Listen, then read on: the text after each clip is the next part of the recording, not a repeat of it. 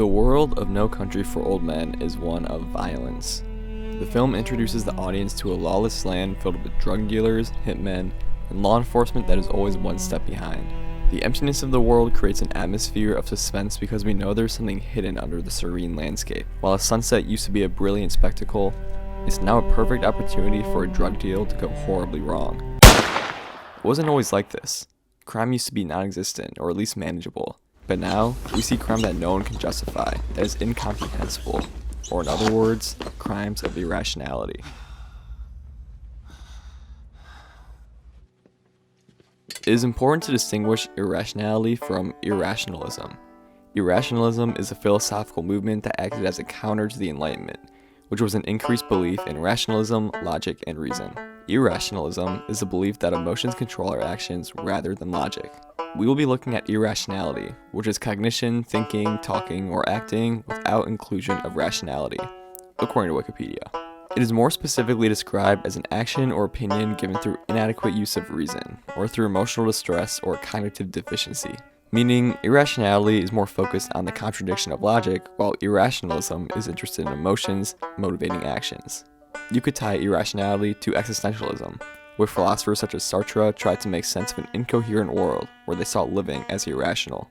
However, this famous Frenchman viewed irrationality in a somewhat hopeful manner, seeing this as an opportunity to embrace living for yourself. The world doesn't make sense, nothing matters, and in Sartre's perspective, that's an opportunity to be free.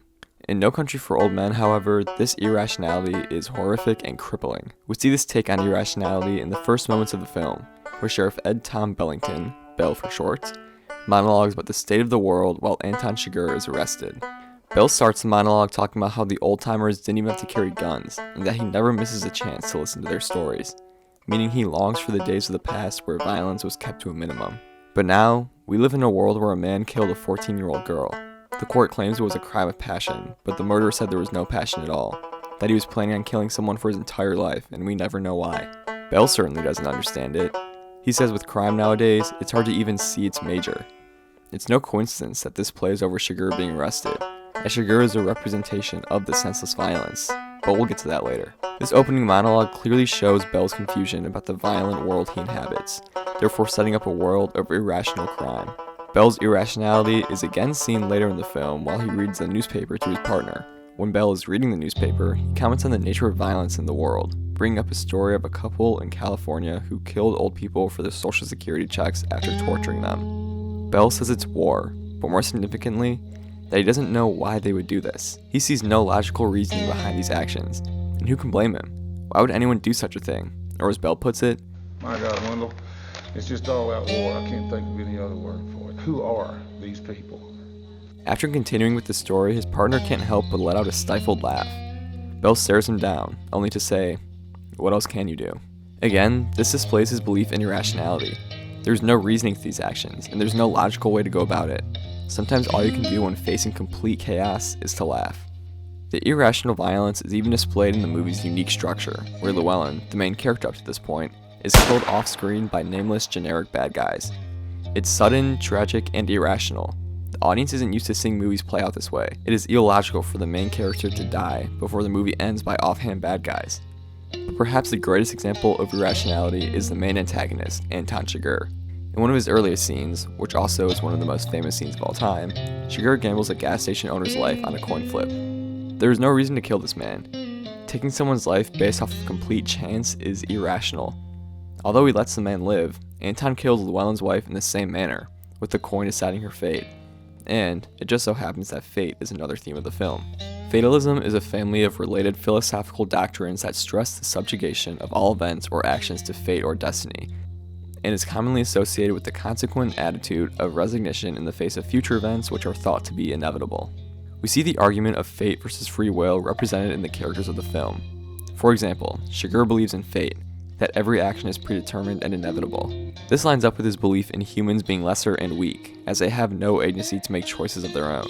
Chigurh's belief in faith is so strong that he becomes enraged when anyone challenges it, which is the only true emotion we see from him. For example, Woody Harrelson's character, Carson Wells, one of the only people to have previously seen Chigurh, is confident in his ability to kill the bull cub brute, or in other words, to best fate.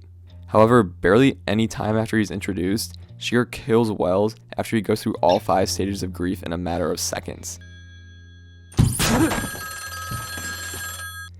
Wells says that Anton doesn't have to do this, or in other words, that he has agency and free will. It is not fate committing these actions, it's him. But Shiger refuses to believe this and blows a hole in Wells for even entertaining that idea. This same scenario is seen with Llewellyn's wife. You don't have to do this. Of course, this enrages the mass murderer, and he forces her life upon the Coen, demonstrating his belief in fate's domination over free will. Llewellyn is similar to Wells in that he believes he can best Shiger. As long as he keeps on running and fighting, he will win out over fate. You won't find me again. Not that way. Not anyway. Took me about 3 hours. Yeah, well, I've been immobile. No, you don't understand. This makes his death that much more tragic, and instead of dying at the hands of the main villain, he's murdered by nameless cartel members. This could represent the idea of fate yet again. Perhaps Llewellyn was always fated to die in some fashion, but in his avoidance of option X, he was faced with option Y. From the moment he picked up the money, his fate was sealed, and in an effort to avoid one way of dying, he was only met with another. Every character who believed in free will and holding oneself responsible for their actions died at the hands of fate or from trying to avoid it. However, it is through Anton where the ideas of irrationality and fatalism merge to show the ultimate meaning of the film, that irrationality is inevitable. As we previously established, Shiger is representative of the idea of fate. However, his decisions based off of fate are irrational. Killing someone off of a coin flip is illogical. He commits actions with no fear of consequences because, hey, whatever happens, happens, such as creating an explosion in order to steal medicine. His fatal actions are irrational. He didn't have to kill Wells or Llewellyn's wife, but he believed it wasn't up to him, leading him to kill for a little more reason than fate said so. This inherent lack of any logical explanation shows that fate isn't logical. Although there is the drug money that he's after, these 2 kills in particular show that not everybody had to die. Anton is the irrational violence Bell spoke of in his monologue. It's no coincidence we see Anton while this monologue is being played. Told you we'd come back to it. This idea is amplified in the final moments of the film where Shiger is in a random...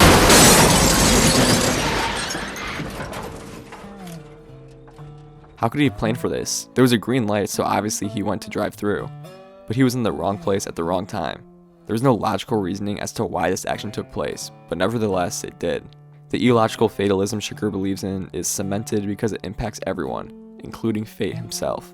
No one is safe from the inevitable, irrational events fate has lined up for them. Shiger getting up and walking away is then representative of how fate is never truly defeated. Remember, we've established that Shiger represents fate, so the fact that he can be affected by irrational violence and still walk away shows that fate continues marching on no matter what happens. The lack of any escape that is inherent with fate is emphasized by Bell's final monologue about his dream. Referring back to the definition of fatalism, it is commonly associated with the consequent attitude of resignation in the face of future events which are thought to be inevitable. Bell literally resigns after seeing Llewellyn die, or in other words, coming face to face with the irrational fatalism of the world he lives in. Bell attempts to escape, but as his final monologue shows, there is none. He says he dreamt of being in the past with his father, a time void of the present day violence. They were climbing a mountain surrounded by darkness, but his dad was trekking forward with a horn sprouting light. His father planned on making a fire in all of that darkness, and although Bell couldn't meet him there yet, he knew someday he would. And in some of the most brilliant final lines in movie history, Bell says, Then I woke up. One could read this as hopeful. Bell has realized that at the end of this darkness there has to be some light. But at the same time, I see this as representational of the harsh reality he lives in. The only source of light in this world exists in his dreams, still surrounded by darkness. There's no outrunning the violence that controls this world. You can only do your best to survive in it. But eventually you'll wake up, right back into a place of war. A world filled with irrational crime and fate. A land destined for corruption unlike the times of the past. This world you wake up to is clearly no country for old men.